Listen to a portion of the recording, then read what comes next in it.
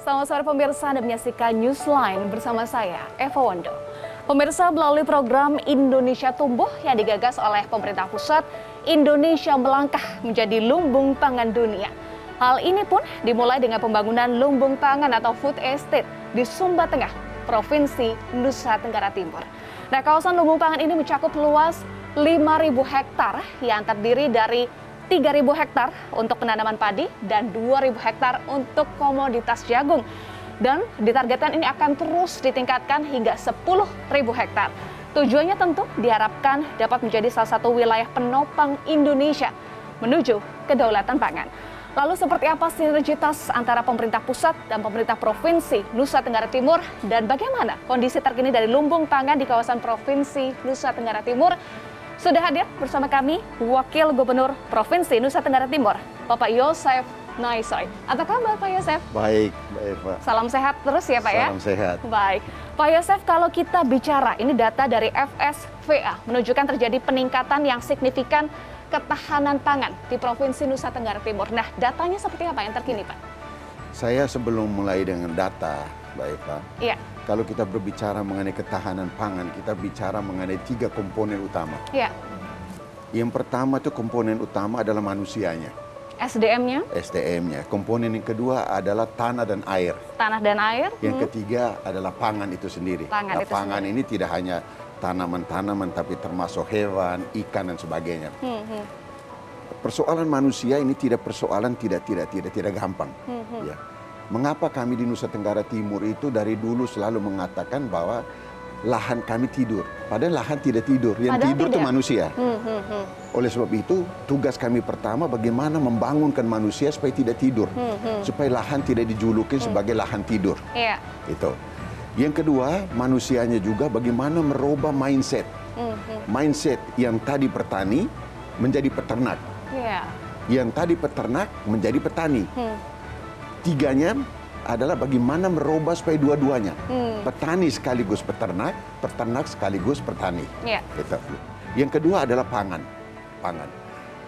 Manusia kami di Nusa Tenggara Timur, semua sudah tahu. Mereka hanya tanam 1 are, 10 are, 2 are, atau 100 are, tidak sampai 1 hektar sudah paling banyak. Mengapa? Mereka tidak dirangsang bahwa tidak hanya cukup untuk makan, tapi harus ada persediaan. Yeah. Oleh sebab itu, manusia Nusa Tenggara Timur ada kebanggaan. Di beberapa daerah ada kebanggaan. Kalau dia di depan rumah atau di belakang rumah punya lumbung padi, lumbung jagung, dia punya kebanggaan sendiri. Itu yang kita mau menggerakkan bagaimana mentalitas manusia. Sehingga mereka tidak hanya mengatakan bahwa ini cukup untuk makan, tetapi bisa juga untuk hal-hal yang lain. Semua masyarakat NTT membutuhkan pangan. Betul. Tetapi masyarakat NTT mengatakan, ya saya habis tanam ini makan, saya simpan, makan juga hanya 1 tahun. Terus hasil saya mau kemana kan? Oleh sebab itu, fungsi pemerintah adalah bagaimana memfasilitasi petani dengan konsumen yang membutuhkan itu. Oleh sebab itu, kami memperdayakan perusahaan daerah kami, supaya namanya Flobamora, supaya mereka bisa memfasilitasi antara petani dengan pedagang besar supaya mereka tidak dirugikan. Dengan demikian mereka dinaikkan motivasi mereka. Kemudian mengenai tanah dan air. Kita tahu lahan kami ada 47.000 kilometer persegi darat, 200.000 laut. Gitu. Memang kalau secara nasional lahan kita sangat sedikit dibandingkan dengan produksi padi atau jagung. Tapi untuk kami di Nusa Tenggara Timur, alhamdulillah puji Tuhan, kami masih memiliki lahan yang tadi saya katakan lahan tidur tadi. Ya, baik. Oleh sebab itu, kami sekarang melakukan apa yang dinamakan dengan ekstensifikasi dan intensifikasi. Ekstensifikasi artinya perluasan lahan. Intensifikasi adalah kami bagaimana memperdayakan masyarakat kami dengan bantuan, bukan bantuan secara karitatif, tapi bantuan berupa sosial. Itu dia Pak Yosef terkait dengan usaha yang dilakukan oleh pemerintah Provinsi Nusa Tenggara Timur untuk tadi itu membangunkan manusianya, kemudian soal tanah dan air dan juga pangan konkretnya. Apa yang sudah dilakukan oleh pemerintah Provinsi Nusa Tenggara Timur? Begini, Eva, Kita di Nusa Tenggara Timur begitu kami datang, pertama itu kami melihat, saya dan Pak Victor, kita melihat kenapa lahan kita ini banyak sekali kok tidak dimanfaatkan. Ya. Oleh sebab itu, padahal kesulitan lahan di sana adalah lahan adat. Lahan adat, lahan miliknya seseorang, tapi seseorang tidak bisa menyerahkan kepada masyarakat. Oleh sebab itu, pemerintah melakukan negosiasi dengan tuan adat, lahan Anda pemerintah ambil dulu. Miliknya tetap dia. Kemudian kita minta kepada masyarakat, siapa yang mau menggarap ini, kami berikan kepada mereka. Gitu. Yang kedua adalah mereka tidak punya kemampuan untuk melakukan pengelolaan lahan itu. Kasih traktor, tidak mungkin mereka akan menyelesaikan. Traktor begitu banyak sekali, tidak bisa bayar, tidak bisa beli solar, tidak bisa bayar sopir. Oleh sebab itu traktornya milik pemerintah, tetapi begitu pagi mereka butuh untuk bajak, solarnya diisi oleh pemerintah, sopirnya dibayar oleh pemerintah, pagi mereka kerja di sana, sore pulang kembali ke sini. Bibit juga diberikan oleh pemerintah. Nah, itu yang diusahakan oleh kita. Dan ini inline dengan hasilnya, ketahanan pangan pun meningkat di Provinsi Nusa Tenggara Timur dari tahun 2019 ke tahun 2020 dan sekarang terus meningkat. Angkanya seperti apa, Pak? Ya, jadi begini. Dulu kalau kita tanam padi, 1 hektar 2 ton. Tapi sekarang sudah mendekati 5 ton. Lebih dari 2 kali lipat? Lebih dari 2 kali lipat. Jagung 1,9 menjadi 3. Menjadi 3 ton. Tapi ini kami belum puas. Kami mencoba untuk mencari bibit unggul dari padi dan bibit unggul dari jagung. Nah, itu yang kita akan usaha bekerja sama dengan pemerintah daerah, pemerintah pusat, dan kemudian dalam hal ini Departemen Pertanian, kita minta supaya bibit yang tadi unggulnya itu berapa puluh kali lipat itu, kami minta untuk dikembangkan juga di Nusa Tenggara Timur. Baik, kalau kita bicara soal program nih Pak, food estate, kemudian ada lagi yang menarik nih, tanam jagung panen sapi. Nah ini menarik banget, seperti apa Pak program itu? Jadi begini Bu, kami kerjasama dengan dunia akademis. Sekarang ini kalau kita kerja tanpa riset percuma. Ya, orang dalam ada istilah, saya selalu di mana-mana saya selalu mengatakan bahwa waktu sudah berubah, kita harus berubah di dalamnya. Ada satu, saya paling doyan gunakan istilah Latin. Ada yang mengatakan tempora mutatur, ethnos mutatur in illis. Artinya? Waktu berubah, kita harus berubah di dalamnya. Nah, jadi harus adaptasi ya? Ya, harus adaptasi. Begitu kita lihat, ini petani, dia mau beternak, dia enggan. Saya bukan peternak. Beternak, mau bertani, dia juga enggan.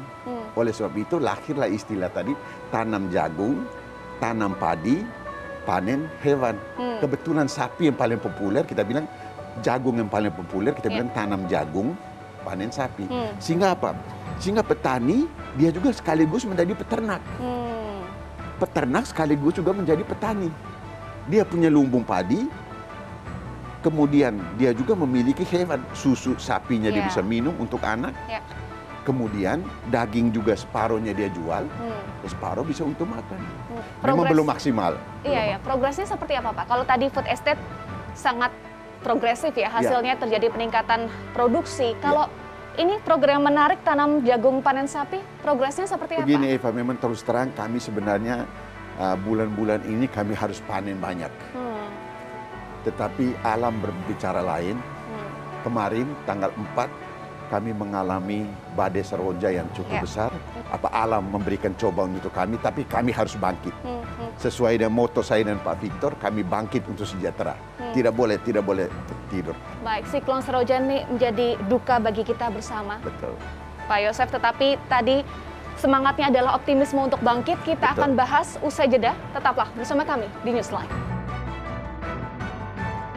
Pemirsa, Anda kembali di Newsline, masih bersama saya Eva Wondo dan juga Wakil Gubernur Provinsi Nusa Tenggara Timur, Bapak Yosef Naisoy. Pak Yosef, tadi sebelum jeda, Bapak sempat berbicara bahwa dampak siklon tropis Seroja begitu masif untuk Provinsi Nusa Tenggara Timur. Nah, dampaknya seperti apa Pak, terutama untuk sektor pertanian? Baik, sebelum saya dampak sektor pertanian, saya memberikan informasi kepada para pemirsa di Indonesia, bahwa akibat Seroja kemarin, siklon Seroja, masyarakat kami yang meninggal 209 orang. 182 itu yang meninggal, ketemu jenazahnya, 47 itu yang hilang. Terus kemudian saya nyontek sedikit data-data di sini, Eva. Hewannya itu sapinya 4.410 ekor yang hanyut.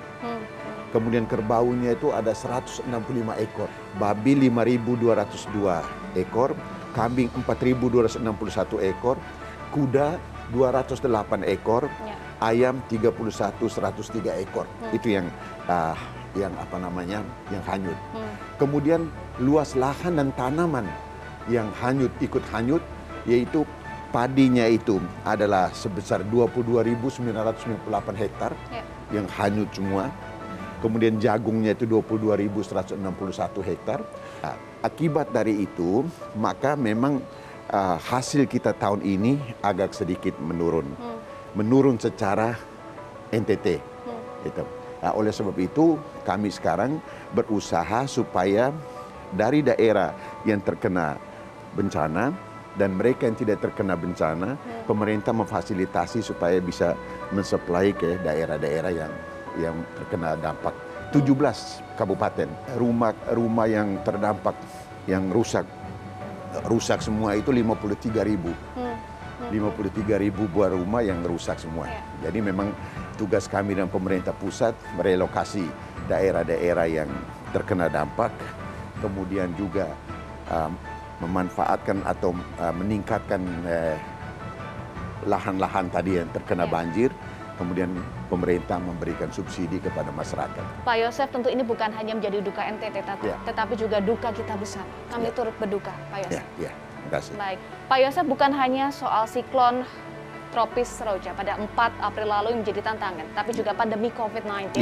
Seperti apa, Pak, dampaknya untuk Provinsi NTT? Jadi, gini Eva, kami berterima kasih kepada Tuhan Yang Maha Kuasa, Allah SWT, yang memberikan kami pohon ajaib, yaitu kelor, marungga. Semua orang Indonesia tahu. Betul. Kelor itu setan aja takut, apalagi COVID. Ini saya selalu mengatakan di mana-mana, kelor ini pohon yang ajaib. Oleh sebab itu, kami menghimbau kepada masyarakat dan kami sudah menargetkan supaya seluruh masyarakat NTT di depan rumahnya minimal ada tanam kelor. Supaya daunnya bisa direbus menjadi teh, daunnya juga bisa menjadi sayur, itu yang untuk meningkatkan imunitas tubuh.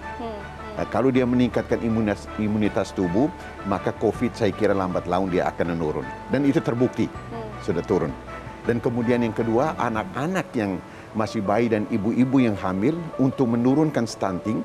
Stunting kami tahun lalu 2 tahun lalu 34%, sekarang sudah turun menjadi 24%. Yang kedua dengan vaksinasi juga. Vaksinasi dan kemudian kita menjaga jaga jarak. Sehingga dengan demikian, masalah COVID itu bisa kita mengeliminir sedikit mungkin. Baik, selain budidaya kelor yang terus masif dilakukan, kemudian vaksinasi yang terus berjalan, apalagi Pak, langkah strategis konkret yang dilakukan oleh pemerintah Provinsi Nusa Tenggara Timur untuk menghadapi tantangan tadi? Betul. Baik itu siklon tropis Roja maupun pandemi COVID-19. Dan tadi sebelum jeda Bapak menyampaikan bahwa NTT terus bangkit untuk sejahtera. Jadi begini, Eva. Kita bangkit maksudnya kita meminta semua stakeholder yang merasa diri orang Indonesia, mari kita sama-sama bangkit membangun Nusa Tenggara Timur. Karena NTT ini kan bagian dari Indonesia. Lahan jangan tidur. Yang tidur bukan lahan, tapi manusia NTT harus bangkit. Masyarakat NTT yang ada di seluruh Indonesia, mari, fisik tidak perlu di NTT, tapi uangnya taruh di NTT. Uangnya maksudnya taruh investasi begitu ya? Iya, taruh di bank NTT, karena uang itu beredar di NTT. Kalau uangnya beredar di NTT, perekonomian pasti akan naik. Tetapi kalau uangnya tidak beredar, bagaimana ekonomi bisa naik? Itu. Nah, kemudian yang kedua kita minta juga para PMI, pekerja migran Indonesia yang pulang dari Malaysia, yang memiliki kompetensi, kami siapkan lahan. Mereka di sana kan kerja tore ini kelapa sawit.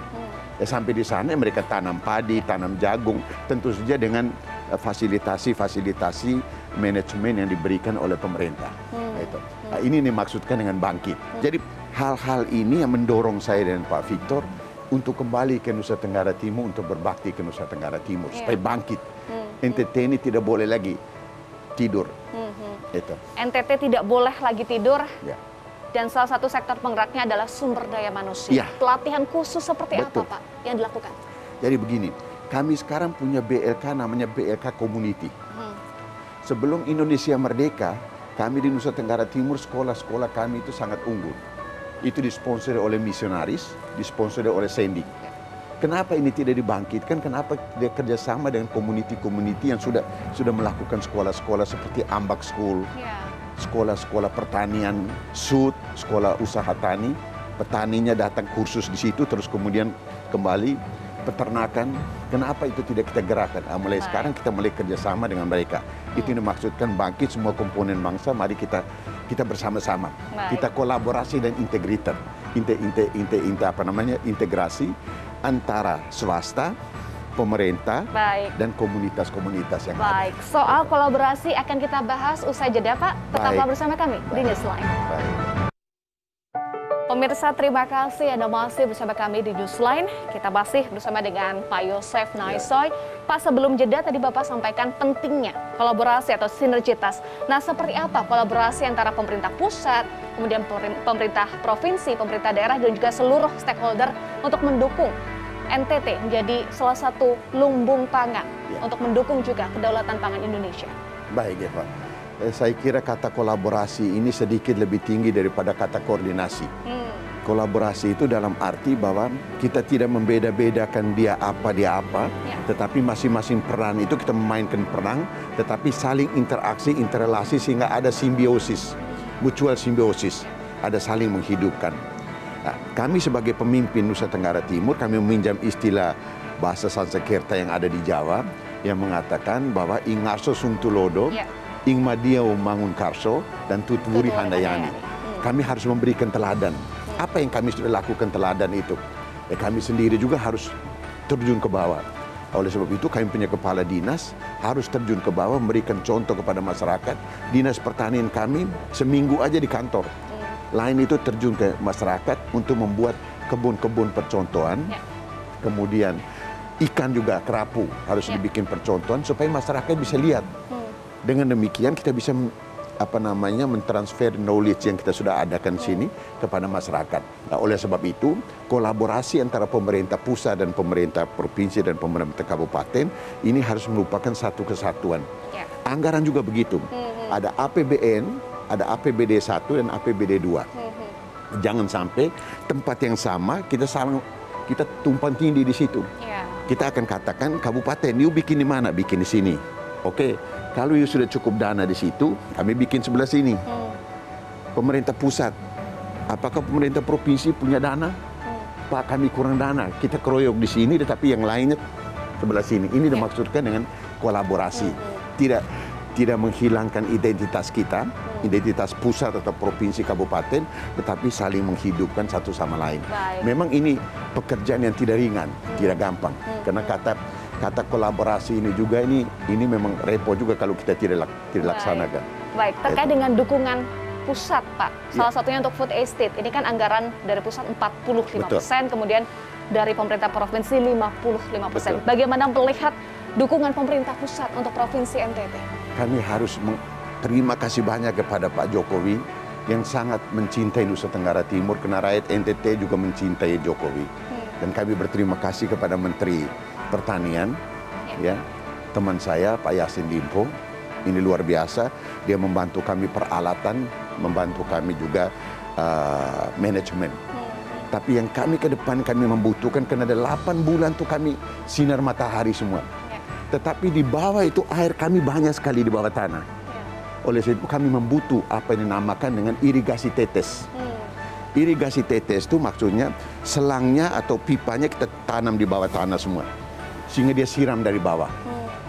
Begitu dia naik, pohonnya tanaman sudah agak tinggi, kita membutuhkan apa yang dinamakan dengan sprinkler, yang siram dari atas.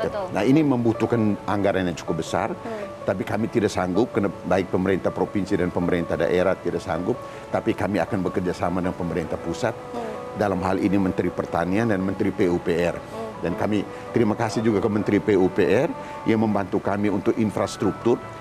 Kita boleh ngomong pertanian, tapi kalau infrastruktur jalannya dari hubungan dari satu tempat ke tempat yang lain, itu akan menghambat apa yang dinamakan dengan pangan. Baik, tentu ini juga harus didukung oleh teknologi, Pak. Betul. Kalau perkembangan teknologi di NTT Ya. seperti apa? Ya. Terutama untuk sektor pertanian. Betul. Jadi begini, kami juga berterima kasih pada pemerintah pusat. Kami sekarang minta supaya BTS itu bisa bangun sinyalnya. Sehingga generasi muda sekarang kami gerakan supaya mereka juga cinta kepada pertanian. Tanam padi, tanam jagung, panen sapi. Sehingga mereka bisa pakai jual secara online. Sudah banyak anak-anak muda kami yang jual secara online. Pak Yosef, tentu dengan strategi yang ada, peran yang sudah dilakukan oleh pemerintah, harus didukung oleh peran aktif juga dari masyarakat, keterlibatan aktif dari masyarakat. Apa yang disampaikan oleh Bapak kepada masyarakat NTT? Jadi masyarakat Indonesia, khususnya masyarakat Nusa Tenggara Timur yang saya sangat cintai, kita tidak miskin. Nusa Tenggara Timur tidak miskin. Yang kita miskin adalah motivasi, yang kita miskin adalah aksesibilitas. Oleh sebab itu, mari kita bersama-sama antara pemerintah dan masyarakat, semua stakeholder, kita bangkit untuk sejahtera. Bangkit bagaimana? Sesuai dengan peran kita masing-masing. Pemerintah dengan perannya, swasta dengan perannya, masyarakat dengan perannya. Anda mau jadi tukang ojek, silakan tukang ojek yang profesional. Anda menjadi petani yang profesional. Petani profesional bagaimana? Tanam padi, tanam jagung, panen sapi. Baik. Gitu, Eva. Baik, Presiden Joko Widodo menyatakan akan memperluas lahan food estate lebih dari 10.000 hektar ya. Apa harapan ke depan dari pemerintah Provinsi Nusa Tenggara Timur, Pak Yosef? Eva, lahan kami di Nusa Tenggara Timur masih banyak. Kalau bilang kami kering, betul. Kering dari kacamata kita. Tetapi Tuhan sudah berikan kekayaan, airnya ada di bawah tanah ini. Oleh sebab itu kita butuh teknologi. Kami sangat siap untuk sampai 50.000 hektar, tidak hanya 10.000. Karena lahan kami masih cukup. Mari kita bekerja sama untuk food estate ini, kami menyiapkan 50.000 hektar. Baik, pertanyaan terakhir saya Pak Yosef, NTT sudah siap untuk menjadi lumbung pangan Indonesia dan juga mewujudkan ketahanan pangan Indonesia? Iya, kalau bilang lumbung nasional, mungkin orang Belanda bilang kami terlalu overboard. Tetapi kalau lumbung untuk NTT, saya kira kami sangat optimis. Baik. Keoptimisan kami, kalau kami sudah bisa memenuhi kebutuhan kami sendiri, otomatis kami juga akan mensuplai keluar. Baik, NTT sudah siap menjadi lumbung pangan NTT dan diharapkan bisa menjadi lumbung pangan Indonesia betul, ya? Diharapkan, betul. Baik, terima kasih Wakil Gubernur Nusa Tenggara Timur, Yosef Naiso, sudah bergabung bersama kami di Newsline. Ya pemirsa, dengan kesiapan dari Provinsi Nusa Tenggara Timur untuk menjadi lumbung pangan di NTT, bahkan juga diharapkan bisa menjadi lumbung pangan di Indonesia, diharapkan ini dapat mewujudkan ketahanan pangan Indonesia, salah satu penopang ketahanan pangan Indonesia. Atas nama rekan-rekan yang bertugas, saya Eva Wanda mengucapkan terima kasih atas perhatian Anda dan tetaplah bersama kami di Metro TV.